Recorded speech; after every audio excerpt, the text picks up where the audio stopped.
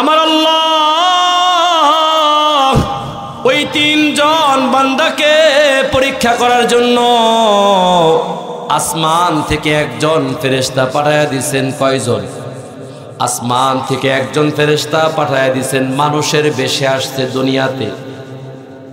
আসার পরে ওই প্রথম ব্যক্তির কাছে গেছে, গায়ের মধ্যে শ্বেত রোগ, চামড়াটা তার নষ্ট হয়ে গেছে, চামড়া ভালো না। যাওয়ার পর তার সঙ্গে সালাম কালাম বিনিময় করার পরে জিজ্ঞাসা করে, ভাই দুনিয়ার জমিনে তোমার কাছে সব চাইতে পছন্দের বস্তু কোনটা? এবার সেই শ্বেত রোগী ডাক দিয়ে বলে, ভাই দেখো না আমার গায়ের চামড়ার মধ্যে কি পরিমাণ রোগ, আমার গায়ের চামড়ার মধ্যে জায়গায় জায়গায় সাদা হয়ে আছে, আমি শ্বেত রোগে আক্রান্ত। এলাকার মানুষেরা, গ্রামের মানুষেরা, গ্রামের ছেলেরা মেয়েরা আমাকে নিয়ে সমালোচনা করে, আমাকে নিয়ে বাজে মন্তব্য করে, আমাকে নিয়ে ট্রল করে, এটা আমার বড় কষ্ট। এই জন্য দুনিয়ার জমিনে আমার কাছে সবচাইতে পছন্দের বস্তু হলো আমার আল্লাহ যেন আমার গায়ের চামড়াটা ভালো করে দেয়। জোরে কোন সুবহানাল্লাহ। এই কথা বলার পরে আল্লাহর পক্ষ থেকে আসা ফেরেশতা ওই শ্বেত রোগীর গায়ের মধ্যে শুধুমাত্র হাতটা বুলায়া দেয়। জোরে কোন সুবহানাল্লাহ, জোরে কোন আল্লাহু আকবার। আল্লাহর পক্ষ থেকে আসা ওই ফেরেশতার হাত বোলাইতে দেরি হয়, আল্লাহ তাআলা কুদরতি ভাবে তার গায়ের চামড়াটা পরিপূর্ণ রূপে ভালো করতে দেরি করেন না। কে পারে? কে পারে ভাই? এ বুড়া বাপ, কে পারে? দুনিয়ার কেউ যেটা পারে না সেটা পারে কে? আওয়াজ দিয়ে এখন কে? এবার সেই ফেরেশতা জিজ্ঞাসা করে, ভাই তুমি তো গরিব মানুষ, তুমি তো অসহায় মানুষ, দুনিয়ার জমিনে তো অনেক সম্পদ আছে, বলো বলো তোমার কাছে কোন সম্পদটা সবচাইতে দামি? এবার সেই লোকটা ডাক দিয়া বলে, ভাই দুনিয়ার জমিনে যত সম্পদ আছে এর মধ্যে উট নামক সম্পদ আমার কাছে সবচাইতে পছন্দের। এবার ওই ফেরেশতা আল্লাহর পক্ষ থেকে তাকে একটা গর্ভবতী উট দান করে দেয় এবং আল্লাহর কাছে দোয়া করে, আল্লাহ তোমার এই বান্দার উটের মধ্যে তুমি ভরপুর বরকত দান করে দাও। কয় নম্বর ব্যক্তি গেল? জোরে বলেন কয় নম্বর? এই বাজান, ওয়াজ বুঝতে হবে, হ্যাঁ ওয়াজ ভালো করে বুঝে যান, ফায়দা হবে ইনশাআল্লাহ। বানায়া বলতেছি না, হাদিস থেকে শোনাচ্ছি। এবার এই ফেরেশতা চলে যায় 2 নম্বর ব্যক্তির কাছে। এ ময়মনসিংহের মুসলমান, বলেন তো 2 নম্বর ব্যক্তির সমস্যাটা কি? মাথার মধ্যে চুল নাই, লোকটা টেকো মাথা বিশিষ্ট, টাক মাথা বিশিষ্ট। ফেরেশতা তার সামনে যায়, যাওয়ার পরে সালাম কালাম বিনিময় করার পরে ডাক দিয়া বলে, ভাই দুনিয়ার জমিনে তোমার কাছে সবচাইতে পছন্দের বস্তু কি? এবার সেই লোকটা ডাক দিয়া বলে, ভাই দেখো না আমার ছাদের মধ্যে মাল নাই, দেখো না আমার মাথার মধ্যে চুল নাই, দেখো না আমার মাথা টাকলা, এলাকার মানুষের আমাকে নিয়ে হাসাহাসি করে, আমাকে নিয়ে বাজে মন্তব্য করে, এটা আমার কাছে বড় কষ্টের বিষয়।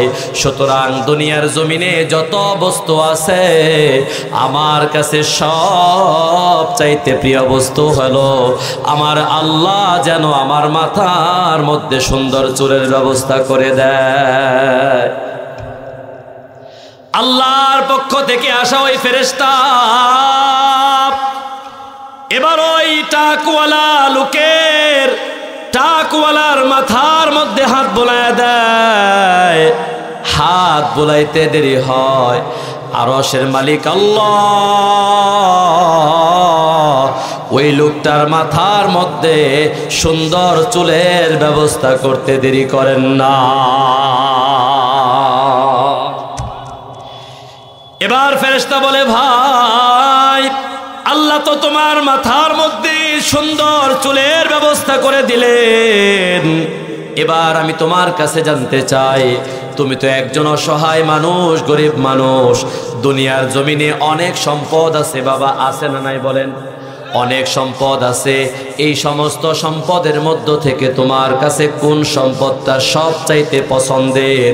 এবার সেই লোকটা ডাক দিয়ে বলে, ভাই, আল্লাহর দেওয়া যত সম্পদ দুনিয়ার মধ্যে আছে, এর মধ্যে আমার কাছে সবচাইতে পছন্দের সম্পদ হলো গরু।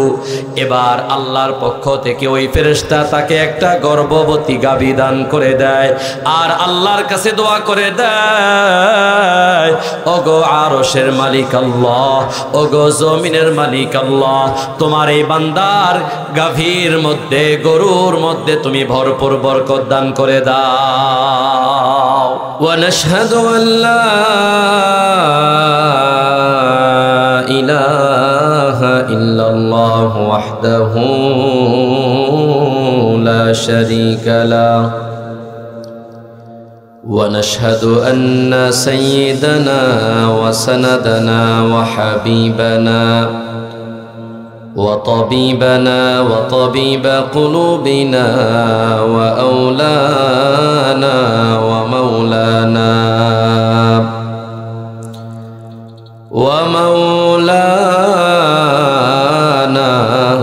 محمدا عبده ورسوله الذي أرسله الله تعالى بالحق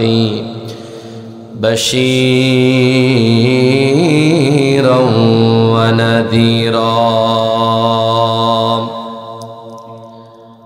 وداعيا إلى الله بإذنه وسراجا وقمرا منيرا أما بعد فقد قال الله تبارك وتعالى في كلامه المجيد وفي فرقانه الحميد أعوذ بالله من الشيطان الرجيم بسم الله الرحمن الرحيم ألف لام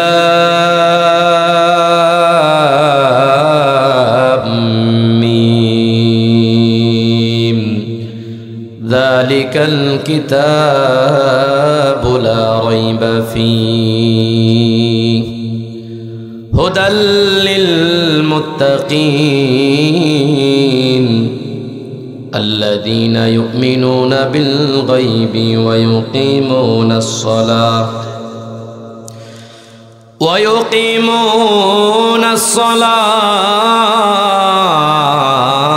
ومما رزقناهم ينفقون وقال تعالى في آية أخرى لئن شكرتم لأزيدنكم ولئن كفرتم إن عذابي لشديد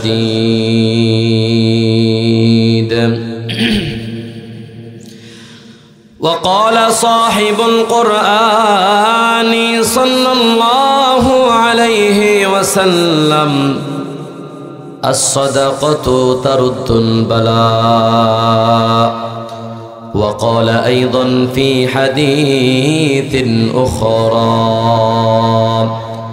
من لم يشكر الناس لم يشكر الله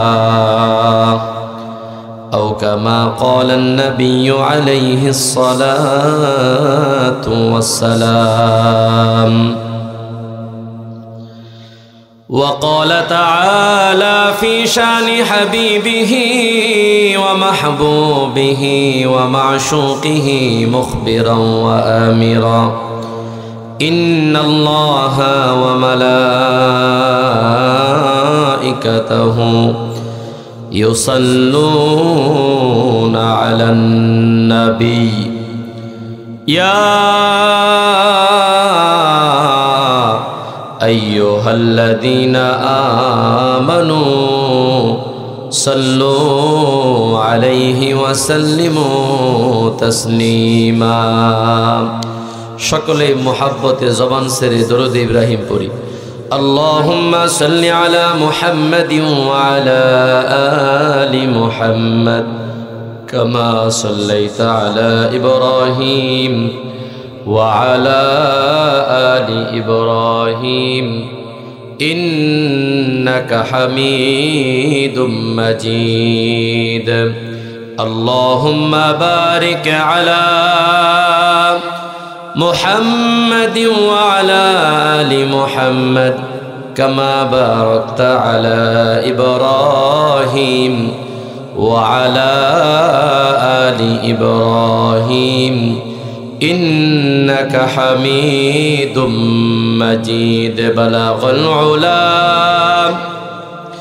بكماله كشف الدجى بجماله حسنت جميع خصاله صلوا عليه وآله محترم হাজিরিন আমরা যে জবান দিয়ে কথা বলি আমরা যে জবান দিয়ে পরস্পরের মনের অভিব্যক্তি প্রকাশ করি বলেন তো যেই জবান দিয়ে আমরা সেই অভিব্যক্তি প্রকাশ করি এই জবান যিনি দান করেছেন তিনি কে সুতরাং আল্লাহর দেওয়া জবান দিয়ে আল্লাহর নামের জিকির করাতে ময়মনসিংহ সদরের মুসলমানদের কোনো সমস্যা আছে আওয়াজ দিয়ে বলতে হবে সমস্যা আছে তো জিকির করি লা ইলাহা ইল্লাল্লাহ লা ইলাহা ইল্লাল্লাহ লা ইলাহা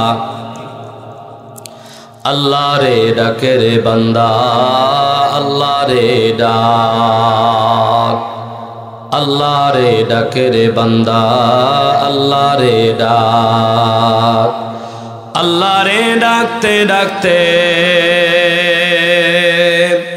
আল্লাহ রে ডাকতে ডাকতে জীবন কেটে জাহান আল্লাহ রে ডাকে রে বান্দা আল্লাহ রে ডাক কালেমা লা ইলাহা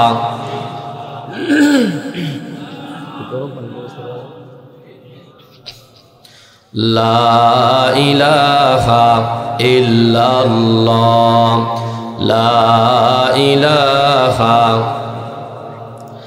লা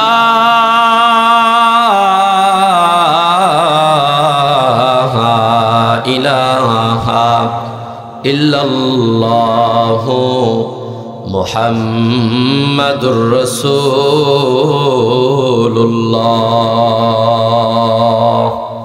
সাল্লাল্লাহু আলাইহি ওয়াসাল্লাম।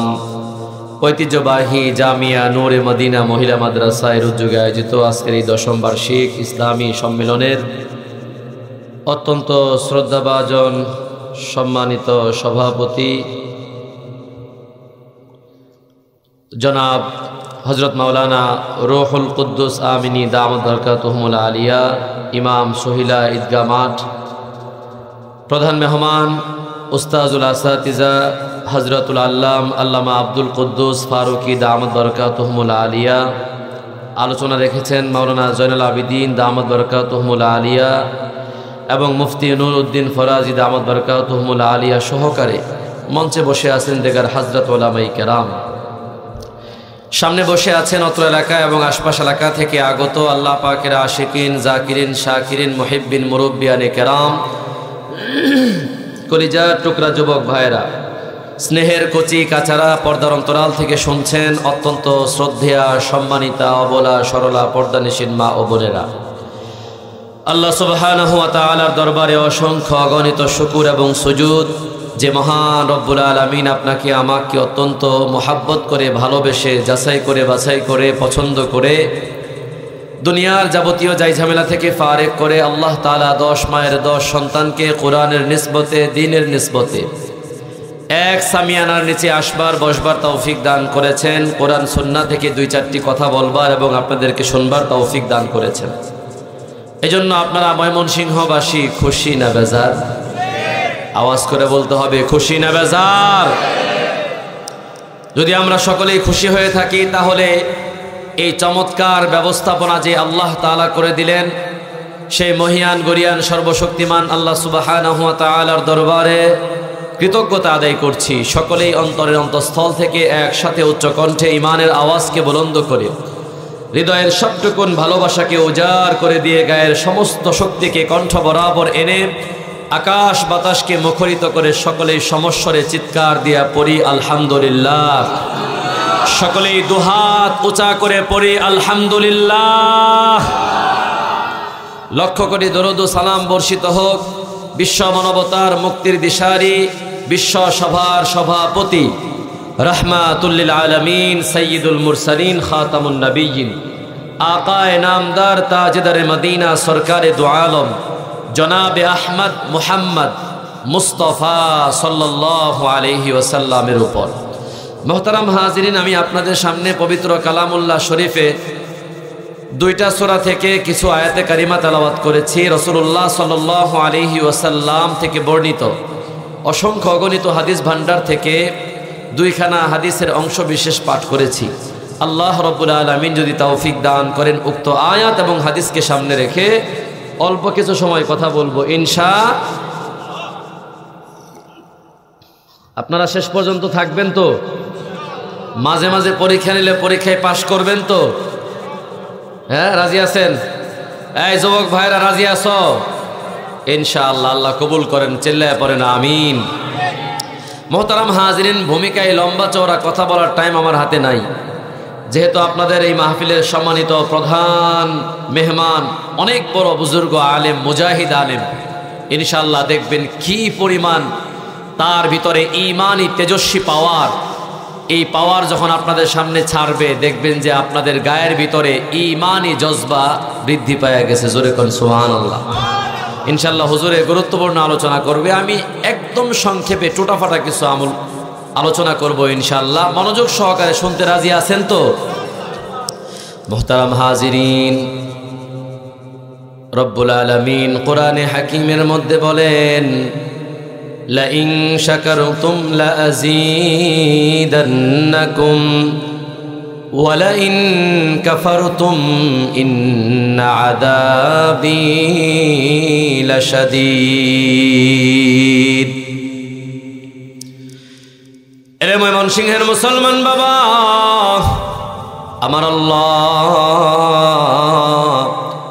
কোরআনে হাকিমে দুনিয়ার মানুষদেরকে লক্ষ্য করে বলেন লা ইন শাকারতুম, দুনিয়ার মানুষেরা আমি আল্লাহ তোমাদেরকে হাজারো হাজারো নিয়ামত দান করেছি। এরে বান্দা, এরে বান্দি, আমি আল্লাহ তোদেরকে হাজারো হাজারো নিয়ামত দান করেছি। নিয়ামতের সাগরে আমি আল্লাহ তোদেরকে হাবুডুবু খাওয়াচ্ছি। বান্দারে, আমি আল্লাহ তোদের কাছে একটা জিনিস চাই, সেটা হলো আমার এই নিয়ামতগুলো পাওয়ার পর তোমরা আমি আল্লাহ তাআলার নিয়ামতের শুকরিয়া আদায় করবা। জোরে কোন সুবহানাল্লাহ। শুকরিয়া আদায় করব কার? আর একটু আস্তে করে কোন কার? আর একটু জোরে বলেন না, শুকরিয়া আদায় করব কার? এ মুসলমান বাবা, গভীর মনোযোগ। বলেন তো বাবা, আল্লাহর নিয়ামতের শুকরিয়া আদায় করলে লাভ আছে না নাই?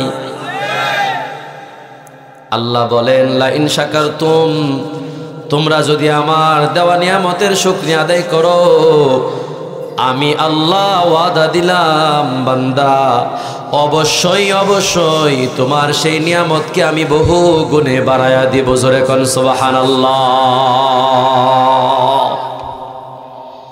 রব্বুল আলামিন একই আয়াতের শেষাংশের মধ্যে বলেন, ওয়ালা ইন কাফারতুম, এ দুনিয়ার বান্দা বান্দি,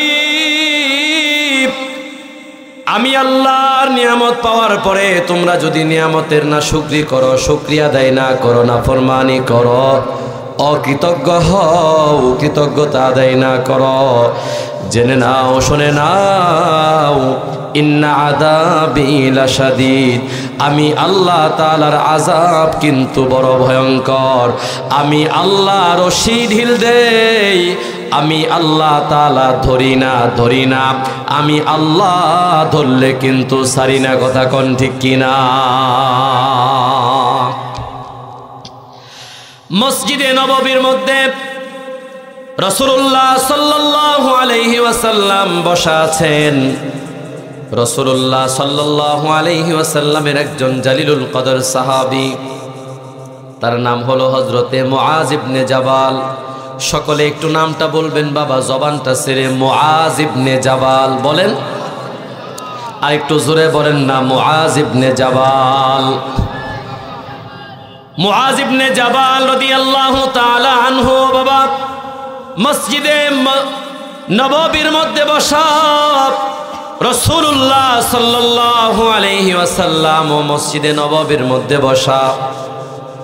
নবী আমার মুআজ ইবনে জাবাল রাদিয়াল্লাহু তাআলা আনহুর হাতের মধ্যে ধরলেন, এই যে এইভাবে আমি আপনাদের হুজুরের হাত যেমনে ধরছি, রাসূলুল্লাহ সাল্লাল্লাহু আলাইহি ওয়াসাল্লাম ও তার প্রিয়তম সাহাবী হযরতে মুআজ ইবনে জাবাল রাদিয়াল্লাহু তাআলা আনহুর হাতটা ধরলেন। হাত ধরার পরে বিশ্ব নবী সাল্লাল্লাহু আলাইহি ওয়াসাল্লাম ডাক দিয়ে বলেন, ওয়াল্লাহ ইন্নী লিউহিব্বুকা, এ মুআজ ইবনে জাবাল, আল্লাহর জাতের কসম করে বলি আমি তোরে অনেক ভালোবাসি। সুবহানাল্লাহ, জোরে কন্না সুবহানাল্লাহ। নবী আমার ডাক দিয়ে বলে, মুআজ রে, আল্লাহর কসম করে বলি আমি তোরে অনেক ভালোবাসি, মুহাব্বত করি। বলেন তো সাহাবায়ে কেরাম কি রাসূলকে ভালোবাসতেন না? এ দুনিয়ার মুসলমান বাবা, গভীর মনোযোগ। সাহাবায়ে কেরাম রাদিয়াল্লাহু তাআলা আনহুম নবীজি সাল্লাল্লাহু আলাইহি ওয়াসাল্লাম কি তাদের জীবনের চাইতে বেশি ভালোবাসতেন? কথা বলেন ঠিক কিনা? নবীজি সাল্লাল্লাহু আলাইহি ওয়াসাল্লাম যখন বললেন, এ মুআজ ইবনে জাবাল, আমি রাসূল তোমারে বড় ভালোবাসি, তোমারে বড় মহব্বত করি। মুআজ ইবনে জাবাল রাদিয়াল্লাহু তাআলা আনহু বলেন, আল্লাহর জাতের কসম, আমার আব্বা আম্মা আপনার জন্য উৎসর্গিত হোক ইয়া রাসূলুল্লাহ, ইয়া হাবিবাল্লাহ, আমি মুআজ ইবনে জাবাল আপনাকে কোনো অংশে কম ভালোবাসি না। জোরে কোন সুবহানাল্লাহ। যে যাকে ভালোবাসে সে তাকে বিভিন্ন বিষয়ে উপদেশ দেন, বিভিন্ন বিষয়ে তাকে পরামর্শ দেন। রাসূলুল্লাহ সাল্লাল্লাহু আলাইহি ওয়াসাল্লাম হযরতে মুআজ ইবনে জাবাল রাদিয়াল্লাহু তাআলা আনহুর হাতটা ধরে বললেন, মুআজ রে, এই ভালোবাসার দাবি নিয়ে আমি তোমার একটা কথা বলতে চাই, শুনবানি?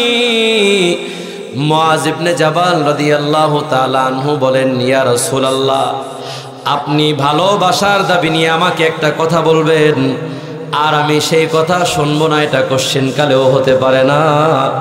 ইয়া রাসূলুল্লাহ, ইয়া হাবিবাল্লাহ, আপনি কি বলবেন বলে ফেলেন। নবীজি সাল্লাল্লাহু আলাইহি ওয়াসাল্লাম মুআজ ইবনে জাবালকে বললেন, এরে মুআজ ইবনে জাবাল, 5 ওয়াক্ত নামাজের পর তুমি এই দোয়াটা কখনোই পড়তে ভুল করবা না। জোরে কোন সুবহানাল্লাহ। দোয়াটা কি নবী বলেন, এ মুআজ শোন, আল্লাহুম্মা আইন্নি আলা যিকরিকা ওয়া শুকরিকা ওয়া হুসনি ইবাদাতিক। আল্লাহ গো আইন্নি আলা যিকরিকা, আপনি আমাকে সামর্থ্য দেন, আপনি আমাকে তৌফিক দান করেন, আমি যেন আপনাকে বেশি বেশি স্মরণ করতে পারি। আল্লাহ আপনি আমাকে সামর্থ্য দেন, আমি যেন আপনার বেশি বেশি শুকরিয়া আদায় করতে পারি। সুবহানাল্লাহ। রাসূলুল্লাহ সাল্লাল্লাহু আলাইহি ওয়াসাল্লাম মুআজ ইবনে জাবালকে বুঝালেন, মুআজ, এ মুআজ, আল্লাহর শুকর গুজার বান্দা হও। তুমি যদি আল্লাহর শুকর গুজার বান্দা হতে পারো, আল্লাহ তাআলা দুনিয়াতেও তোমার কোনো কিছুর অভাব রাখবে না। আর মৃত্যুর পথে আল্লাহ তাআলা ডান হাতে আমলনামা দিয়ে তোমার জন্য জান্নাতের ফয়সালা করে দিবেন। জোরে কোন সুবহানাল্লাহ। এজন্য মুহতারাম হাজিরিন, বলেন তো বাপ, আমাদের আল্লাহর শুকরিয়া আদায় করার প্রয়োজন আছে না নাই? আওয়াজ দিয়ে বলেন, আছে না নাই? শুকরিয়া আদায় করব তো। বুখারী শরীফ থেকে একটা হাদিস আপনাদেরকে শোনাই বাবা, গভীর মনোযোগ। আল্লাহর নবীর জলিলুল কদর সাহাবী হযরতে আবু হুরায়রা রাদিয়াল্লাহু তাআলা আনহু থেকে বর্ণিত, তিনি বলেন, রাসূলুল্লাহ সাল্লাল্লাহু আলাইহি ওয়াসাল্লাম ইরশাদ করেছেন, এরে দুনিয়ার উম্মত, তোমাদের পূর্বে বনি ইসরাইলে তিনজন মানুষ ছিল, তিনটা বড় বড় রোগে আক্রান্ত ছিল। কয়টা রোগে? তিনজন ব্যক্তি ছিল, তিনটা বড় বড় রোগে আক্রান্ত। একজনের রোগ ছিল গায়ের মধ্যে শ্বেত রোগ। শ্বেত রোগ ছিলেন আপনারা? গায়ের মধ্যে সাদা হয়ে যায়, চামড়ার মধ্যে সাদা সাদা দাগ হয়ে যায়, আছে না এরকম? বিভিন্ন গ্রামে অনেক মানুষ দেখা যায়, রাত্রিবেলায় আপনি পথ চলতেছেন, হঠাৎ করে আপনি টর্চ লাইট যদি জ্বালান আর সেই আলো যদি তার গায়ের মধ্যে পড়ে, চেহারার মধ্যে পড়ে, ভয় লাগে কি লাগে না? আওয়াজ দিয়া বলেন, ভয় লাগে কি লাগে না? এবং সমাজের মানুষ এই সমস্ত শ্বেত রোগীদেরকে নিয়ে হাসি তামাশা করে, বিভিন্ন সমালোচনা করে, আছে না নাই? জোরে বলেন। এক নম্বর ব্যক্তির একটা বড় রোগ হলো তার গায়ের মধ্যে শ্বেত রোগ। দুই নম্বর, মাথার মধ্যে চুল নাই, টেকু মাথা, টাকলা মাথা। আমাদের বাংলাদেশে একজন প্রসিদ্ধ টাকলা আছে না নাই? নাম কি? নাম কি? টাকলা মুরাদ। বাড়ি কই? জামালপুর। আপনাদের বিভাগেরই তো, ঠিক না? কথা কোন ঠিক কি না? সাদে কি নাই? সাদে মাল নাই। মাথার মধ্যে চুল নাই, টেকু মাথা। বানায়া বলতেছি না, হাদিস থেকে, বুখারীর বর্ণনা। তিন নম্বর, আরেকজন ব্যক্তি, তার একটা রোগ হলো সে অন্ধ, চোখে দেখে না। আবার তিনজন ব্যক্তি অর্থনৈতিকভাবে একেবারে দুর্বল, টাকা পয়সার মালিক না, একেবারে গরিব অসহায় ছিল। আল্লাহ রব্বুল আলামিন নিয়ামত দেওয়ার পর যেই বান্দা নিয়ামতের শুকরিয়া আদায় করে, ওই বান্দার নিয়ামতকে আল্লাহ তাআলা নিজ কুদরতিতে বাড়ায় দেয়। জোরে কোন সুবহানাল্লাহ। আর যেই বান্দা বান্দি নিয়ামত পাওয়ার পর শুকরিয়া আদায় করে না, আমার আল্লাহ তাআলা ওই বান্দা থেকে নিয়ামতগুলোকে ছিনিয়ে নেয়। জোরে কোন নাউযুবিল্লাহ। এ মুসলমান বাবা, বুখারী শরীফের বর্ণনা, আমার আল্লাহ ওই তিনজন বান্দাকে পরীক্ষা করার জন্য আসমান থেকে একজন ফেরেশতা পাঠায়া দিয়েছেন। কয়জন? আসমান থেকে একজন ফেরেশতা পাঠায়া দিয়েছেন, মানুষের বেশে আসছে দুনিয়াতে। আসার পরে ওই প্রথম ব্যক্তির কাছে গেছে, গায়ের মধ্যে শ্বেত রোগ, চামড়াটা তার নষ্ট হয়ে গেছে, চামড়া ভালো না।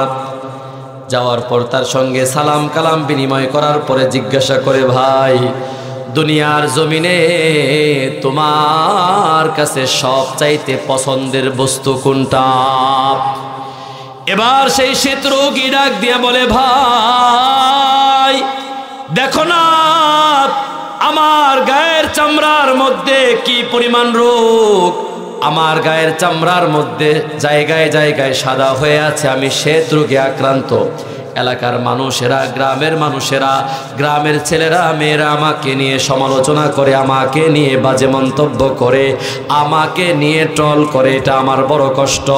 এই জন্য দুনিয়ার জমিনে আমার কাছে সবচাইতে পছন্দের বস্তু হলো আমার আল্লাহ যেন আমার গায়ের চামড়াটা ভালো করে দেয়। জোরে কোন সুবহানাল্লাহ। এই কথা বলার পরে আল্লাহর পক্ষ থেকে আসা ফেরেশতা ওই শ্বেত রোগীর গায়ের মধ্যে শুধুমাত্র হাতটা বুলায়া দেয়। জোরে কোন সুবহানাল্লাহ, জোরে কোন আল্লাহু আকবার। আল্লাহর পক্ষ থেকে আসা ওই ফেরেশতার হাত বোলাইতে দেরি হয়, আল্লাহ তাআলা কুদরতি ভাবে তার গায়ের চামড়াটা পরিপূর্ণ রূপে ভালো করতে দেরি করেন না। কে পারে? কে পারে ভাই? এ বুড়া বাপ, কে পারে? দুনিয়ার কেউ যেটা পারে না সেটা পারে কে?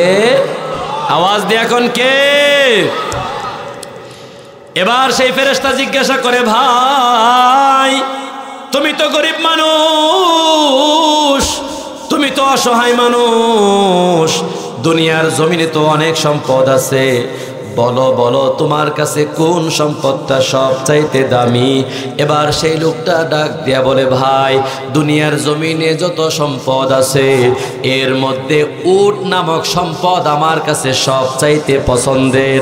এবার ওই ফেরেশতা আল্লাহর পক্ষ থেকে তাকে একটা গর্ভবতী উট দান করে দেয় এবং আল্লাহর কাছে দোয়া করে, আল্লাহ তোমার এই বান্দার উটের মধ্যে তুমি ভরপুর বরকত দান করে দাও। কয় নম্বর ব্যক্তি গেল? জোরে বলেন কয় নম্বর?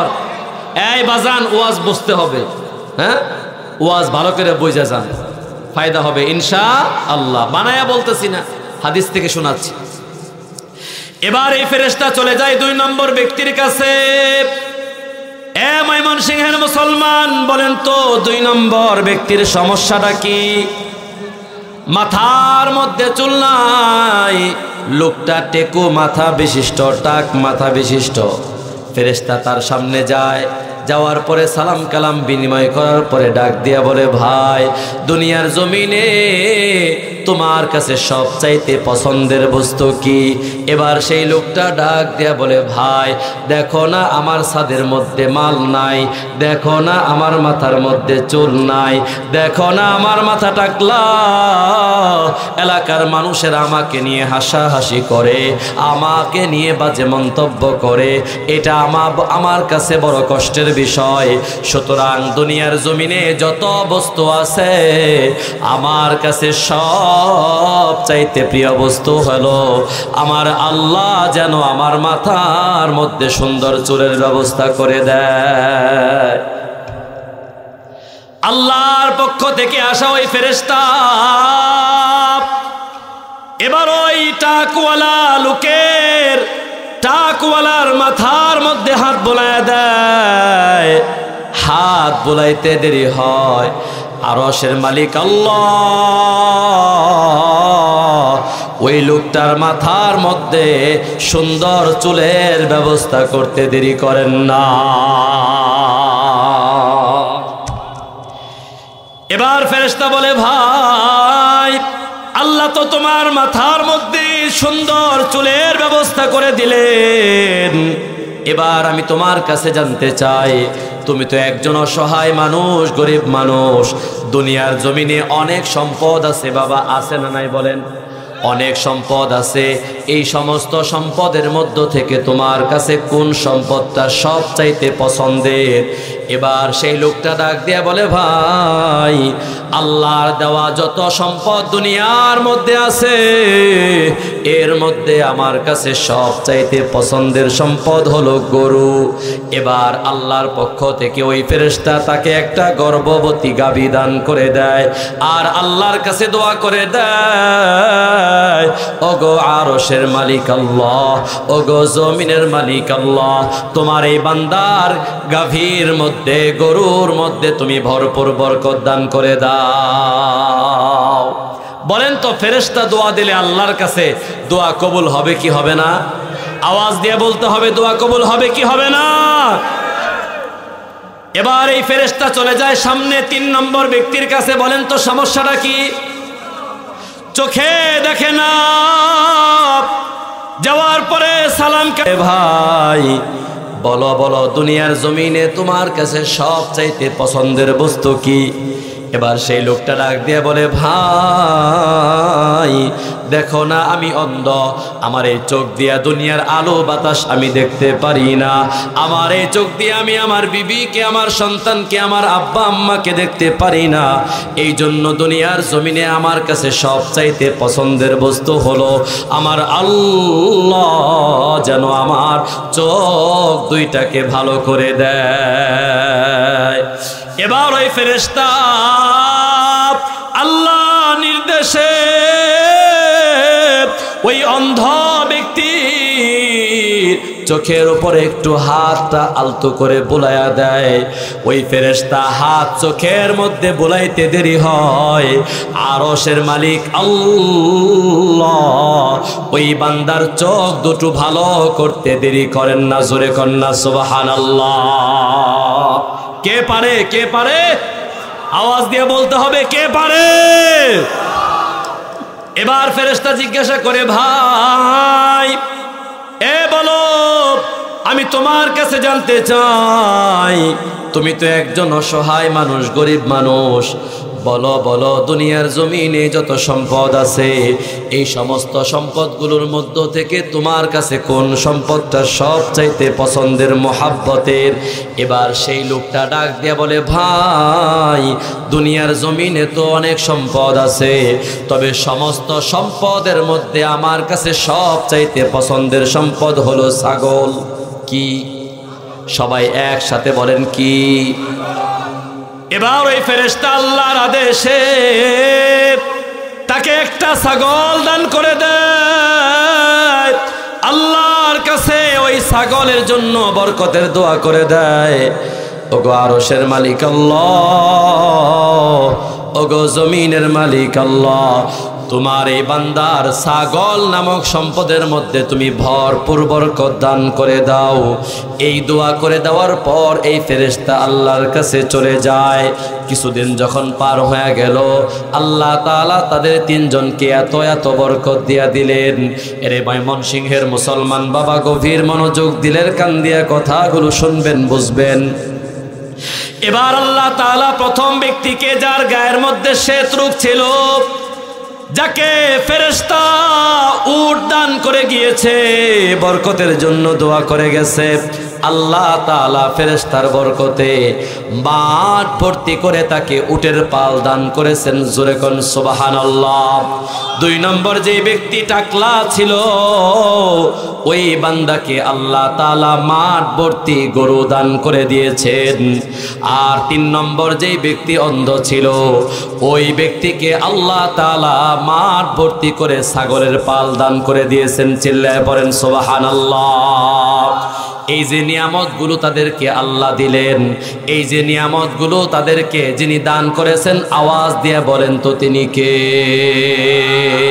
কাজেই সেই আল্লাহ এখনো পর্যন্ত বাবা আছে না নাই? জোরে কোন? ওই আল্লাহর পরীক্ষা এখনো পর্যন্ত চলে কি চলে না? এ মুসলমান, এই পরীক্ষার বিষয়টা জানার প্রয়োজন আছে না নাই? পরীক্ষায় কারা কারা পাশ করলো আর পরীক্ষায় কারা কারা ফেল করলো জানার প্রয়োজন আছে না নাই? যারা পরীক্ষায় পাশ করবে, আল্লাহ ওয়াদা দেন লাযীদান্নাকুম, বান্দারে তোর শুকরিয়া আদায় করতে দেরি হয়, আমি আরশের মালিক আল্লাহ তোর নিয়ামত বাড়াইতে দেরি করি না। আল্লাহ আল্লাহ क्या मुबारक नाम है, अल्लाह अल्लाह मोमिनों का काम है, अल्लाह अल्लाह क्या मुबारक नाम है, अल्लाह अल्लाह आशिकों का काम है, अल्लाह अल्लाह ইচে শিরিনি স্তনাম শিরো সাকার মিকুনাদ জানাম তামাম। জোরে জোরে বলা যাবে কি মারহাবা। এরে ময়মনসিংহের মুসলমান বাবা, গভীর মনোযোগ। রব্বুল আলামিন এবার কিছুদিন পর ওই ফেরেশতাকে আবার পাঠিয়ে দিলেন, যাও যাও আমার ওই 3টা বান্দাকে তুমি পরীক্ষা করে আসো।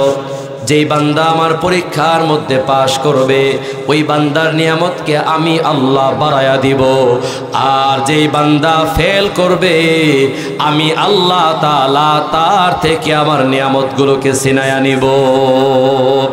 রব্বুল আলামিন আবার ওই ফেরেশতাকে মানুষের আকৃতি দিয়া দুনিয়ার জমিনে পাঠায়া দিলেন। বাবা গভীর মনোযোগ, পরীক্ষাটা একটু ভালো করে শুনবেন। এবার ফেরেশতা আসছে প্রথম ব্যক্তির কাছে, বলেন তো কি রোগে আক্রান্ত ছিল? শ্বেত রোগে, কুষ্ঠ রোগে আক্রান্ত ছিল বাবা।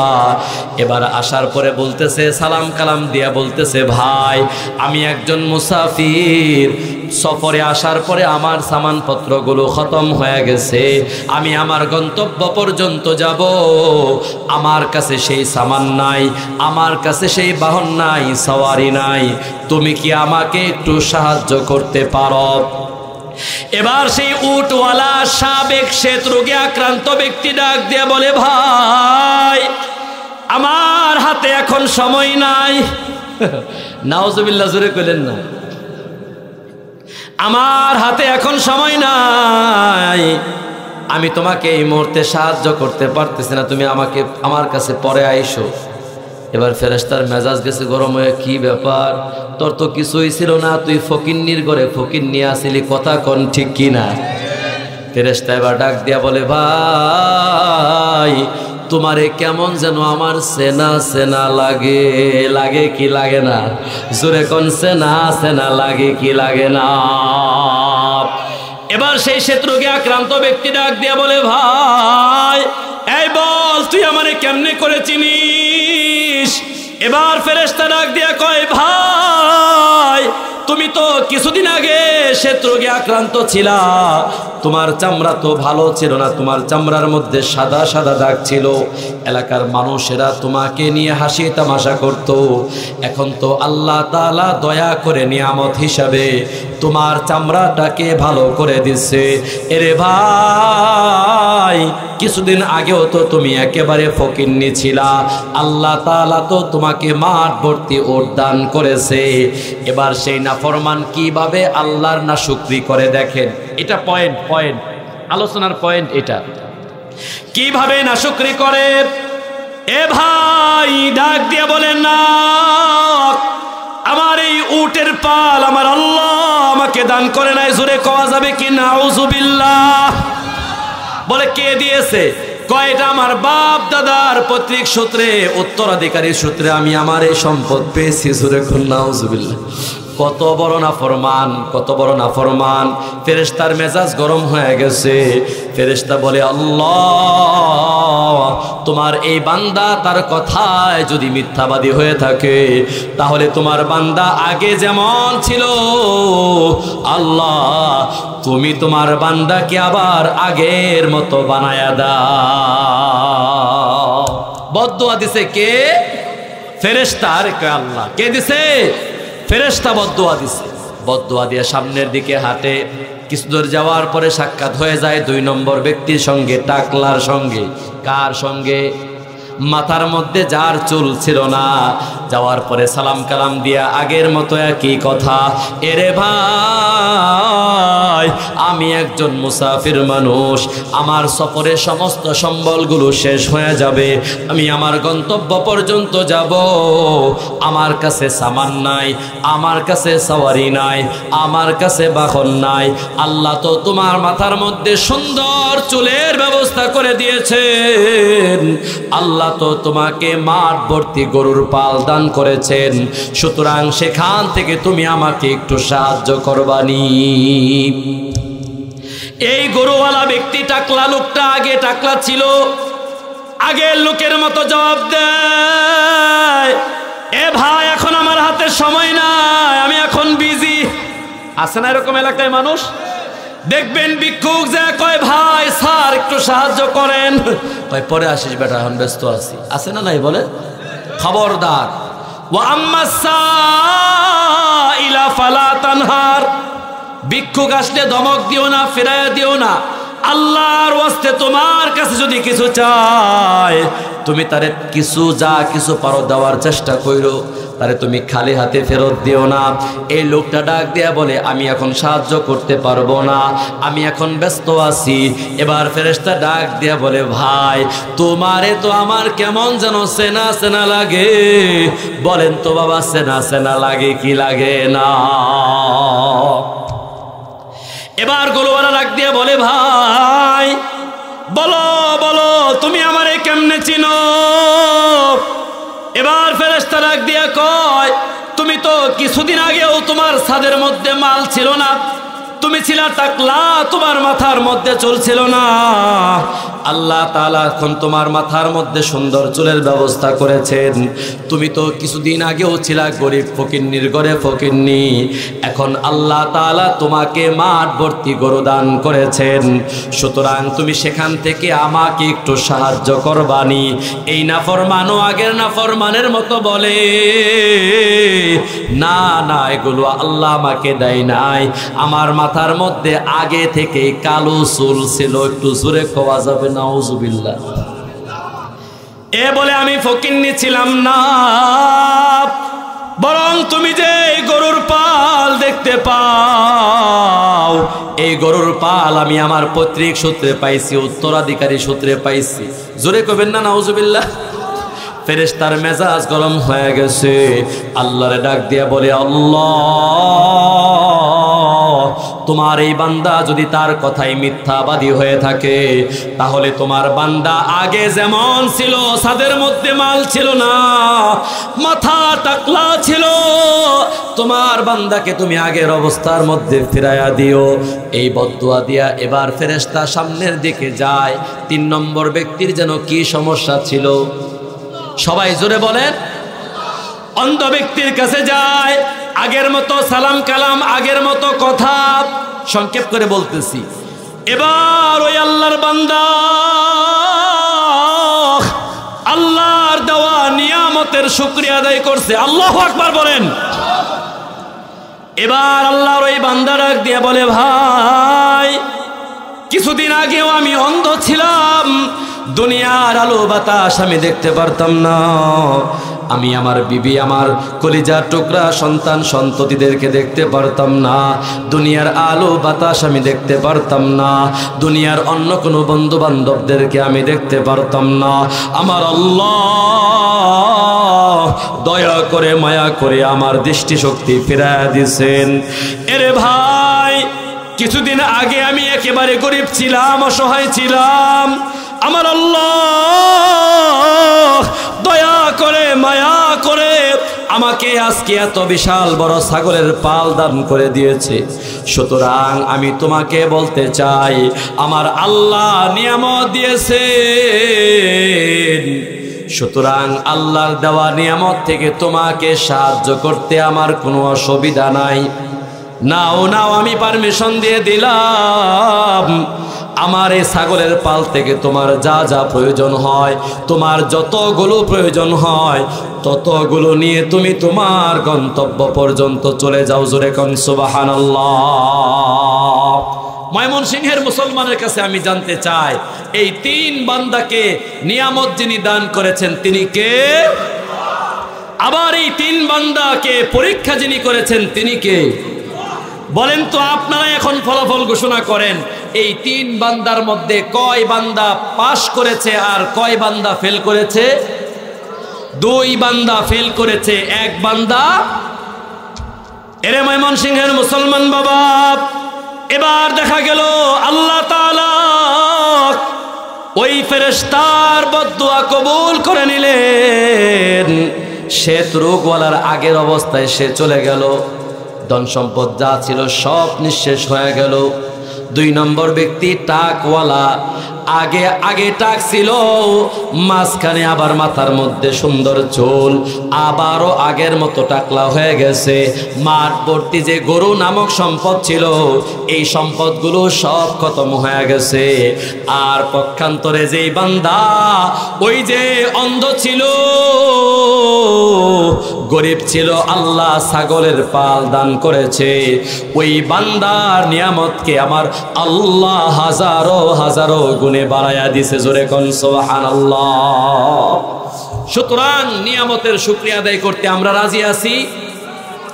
আমার আল্লাহ বলেন, এ নওজোয়ান যুবক ভাই, আমার বৃদ্ধ বাপ, পর্দার অন্তরালে আমার কলিজার টুকরা মা,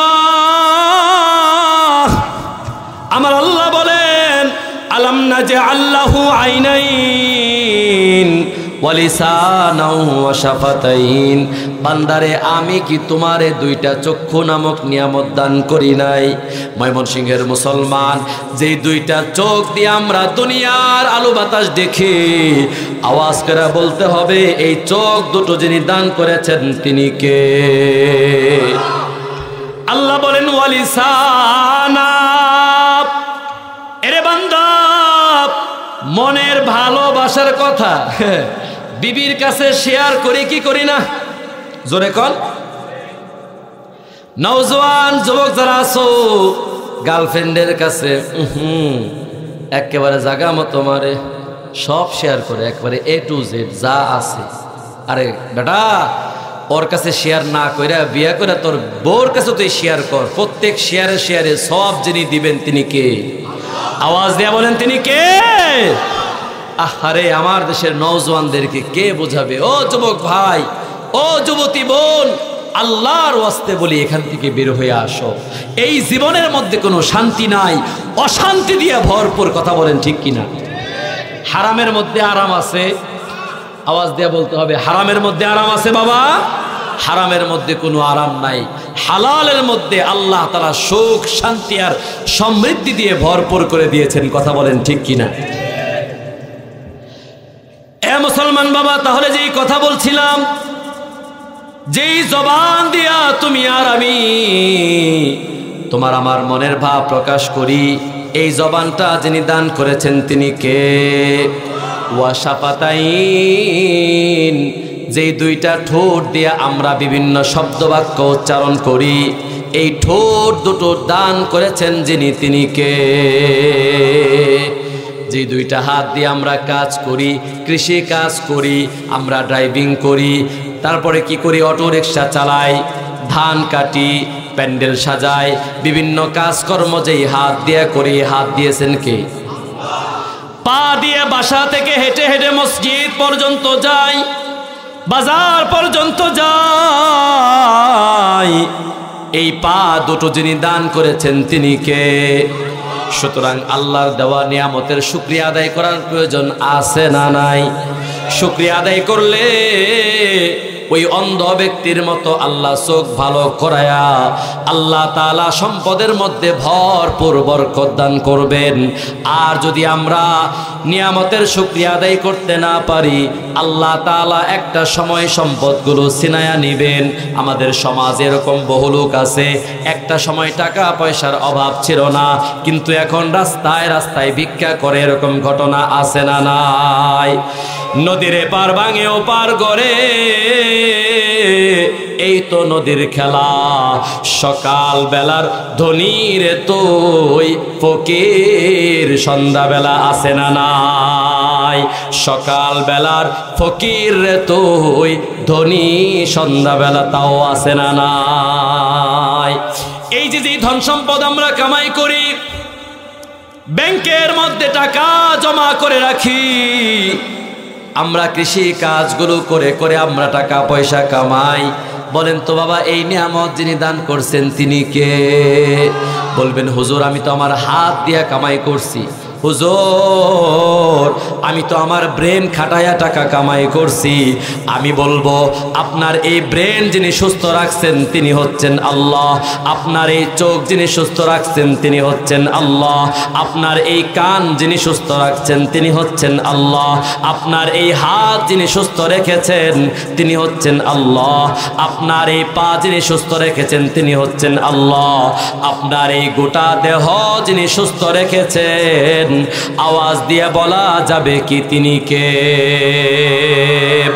এ মুসলমান বাবা, সুতরাং আল্লাহর দেওয়া সম্পদ, হ্যাঁ আল্লাহর দেওয়া। আল্লাহ কি সবাইয়ের একরকম সম্পদ দেয়? কথা বলেন না কেন? সবাইয়ের একরকম দেয়। তার বাস্তব প্রমাণ হলো হাতের 5টা আঙ্গুল, ঠিক কিনা বলেন? আচ্ছা এটাকে কি বলা হয়? বলেন আঙ্গুল বলা হয়। কি বলা হয়? আঙ্গুল। এটা কি মাথা? এটা কি ঠ্যাং? বলেন না কেন? এটা কি চোখ? এটাও আঙ্গুল। কিন্তু এই আঙ্গুলে পার্থক্য আছে না নাই? সাইজের দিক থেকে মোটা চিকন খাটো লম্বার দিক থেকে কি বেশ কম আছে না নাই? তাহলে এর মাধ্যমে বোঝা যায় যে আল্লাহ তাআলা দুনিয়াতে মানুষ সৃষ্টি করেছেন বটে, হাতের 5টা আঙ্গুল আমার আল্লাহ সৃষ্টি করেছেন বটে, তবে আল্লাহ 5টা আঙ্গুলকে এক সমান রাখেন নাই। এটাই হলো হাতের সৌন্দর্য। দুনিয়ার জমিনে আল্লাহ কোটি কোটি মানুষ পয়দা করেছেন বটে, কিন্তু সবার চেহারা আল্লাহ একরকম বানান নাই, সবার বংশ আল্লাহ একরকম বানান নাই, সবার চিন্তা চেতনা আল্লাহ একরকম বানান নাই, সবার অর্থ সম্পদও আল্লাহ একরকম বানান নাই। কথা বলেন ঠিক কিনা? তবে যার যতটুকু সম্পদ আছে, এই সম্পদ কার পক্ষ থেকে নিয়ামত?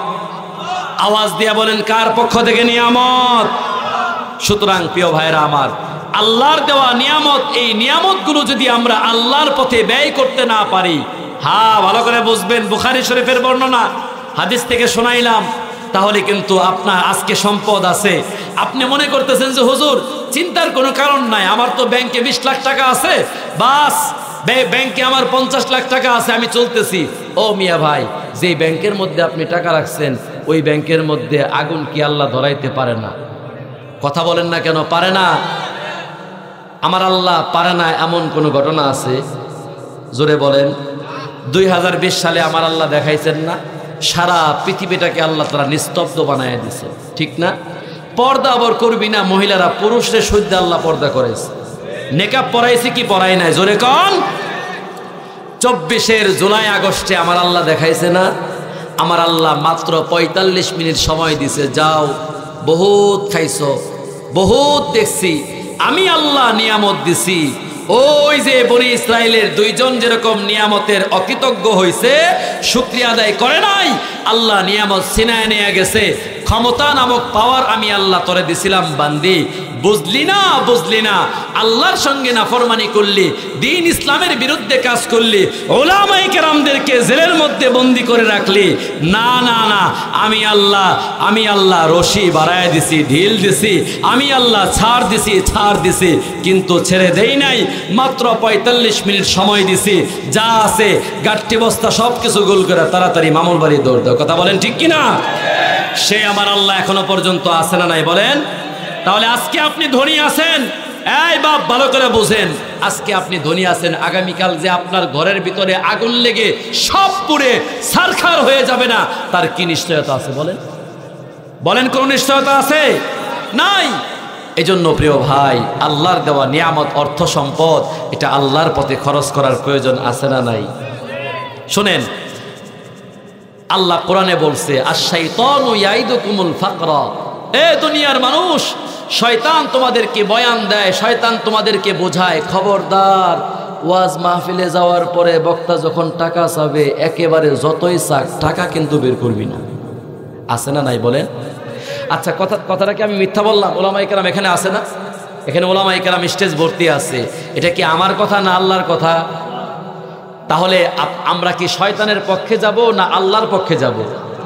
শয়তান কি বলে? খবরদার 500 টাকা 1000 টাকা কিন্তু বের করবি না। কেন? মানে আমাদেরকে শয়তান কি ধোঁকা দেয়? খবরদার টাকা বের করলে তো লস হয়ে গেল, এটা রেখে দিবি, তোর ব্যবসার মধ্যে বরকত হবে। নাউজুবিল্লাহ, জোরে কন।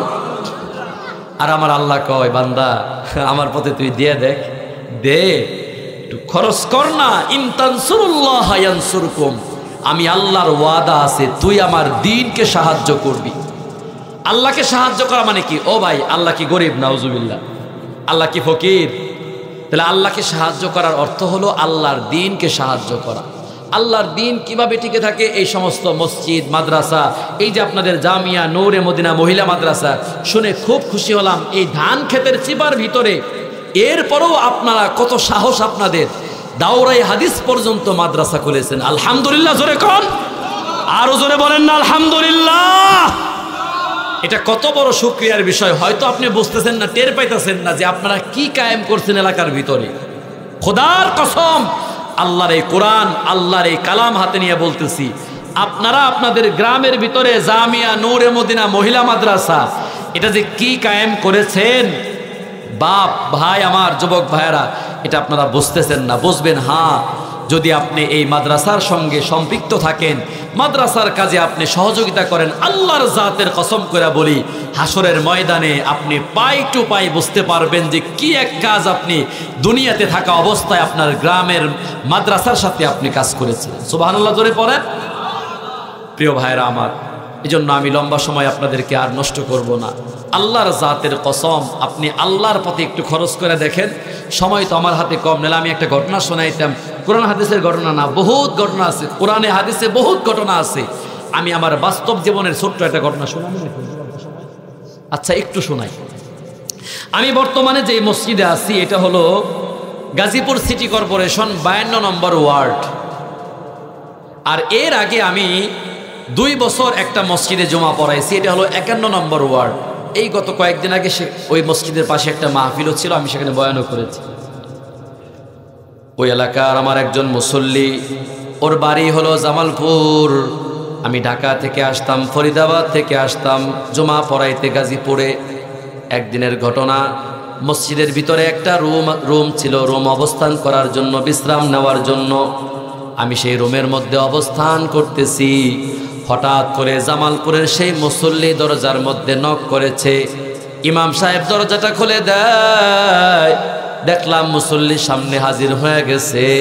আমারে সালাম দেয়, বলে হুজুর ভিতরে আসবো। বললাম ভিতরে আসেন। খাটের মধ্যে বসলো।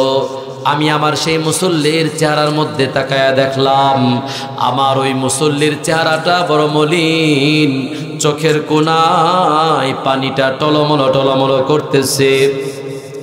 আমি জিজ্ঞাসা করলাম, ভাই কি ব্যাপার, আপনার চোখের কোণায় পানি কেন টলমলো করে?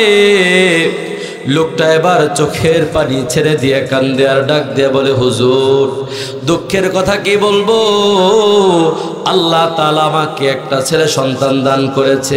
হুজুর ছেলেটার বয়স হয়ে গেছে প্রায় 12 থেকে 13 বছর বয়স। হুজুর আমার এই সন্তানটা জন্মের পর থেকে অদ্যাবধি আজও পর্যন্ত অসুস্থ, একের পর একটা করে অসুস্থ লেগেই থাকে। এমন কোনো ডাক্তার নাই, এমন কোনো কবিরাজ নাই যে সেখানে আমি নিয়ে যাই নাই। হুজুর আমি এখন নিরুপায় হয়ে গেছি, হুজুর আমি এখন কি করতে পারি? আপনার কাছে আসছি একটু পরামর্শ নেওয়ার জন্যে। আমি তখন একটু মুস্কি মুস্কি হাসি। আমি বললাম, ভাই আমি তো কোনো ডাক্তার না, আমি তো কোনো কবিরাজ না, আমি তো কোনো চিকিৎসক না, আমি আপনাকে কি পরামর্শ দিব? ওই জামালপুরের মুসল্লি ভাইটা আমাকে বড় ভালোবাসতেন, মোহাব্বত করতেন। সব জায়গায় ইমাম খতিবদেরকে ভালোবাসে এমন মুসল্লি কিছু আছে না নাই?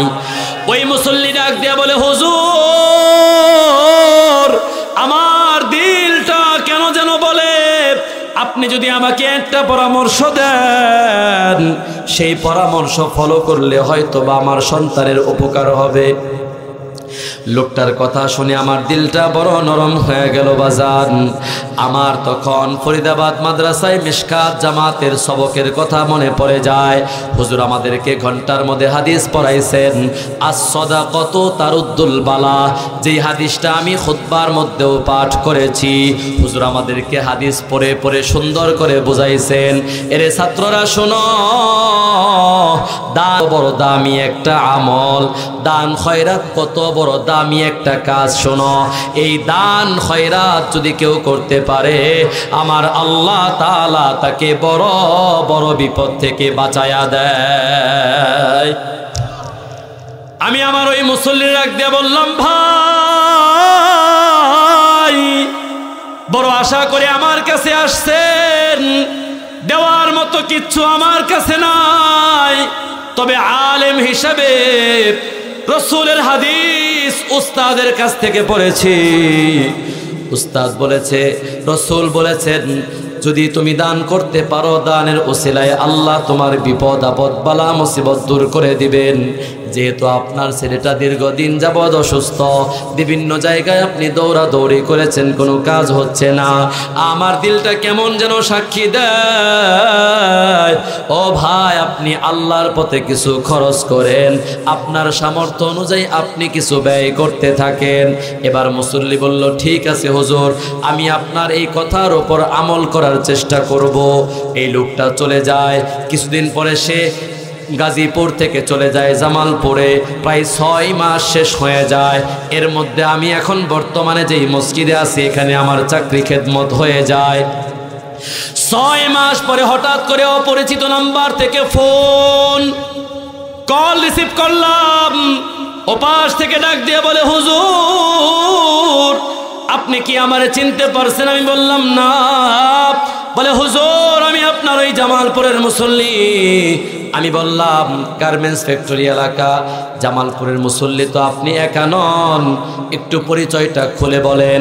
এবার সেই মুসল্লি ডাক দিয়ে বলে, হুজুর ওই যে আমি আমার সন্তানের অসুস্থতা নিয়ে আপনার কাছে এসেছিলাম পরামর্শ নেওয়ার জন্যে। আমি বললাম, হ্যাঁ চিনতে পারছি, বলেন রাসূলের হাদিসের উপর আমল করার ফজিলত কি পাইছেন একটু বলেন।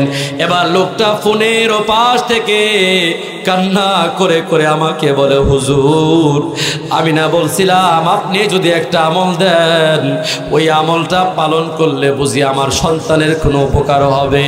হুজুর আমি গাজীপুর থেকে চলে আসছি, প্রায় 5-6 মাস হয়ে গেছে। হুজুর আপনার ওখান থেকে আসার পরে আমি আমার সাধ্য অনুযায়ী আমি যতটুকু পারি আমি দান করি, খায়রাত করি, মসজিদে দান করি, মাদ্রাসায় দান করি, গরিব অসহায় মিসকিন যারা আছে এদেরকেও দান করি। হুজুর আল্লাহর জাতের কসম করে বলি, আল্লাহর নবীর হাদিস সত্য। আল্লাহু আকবার বলেন।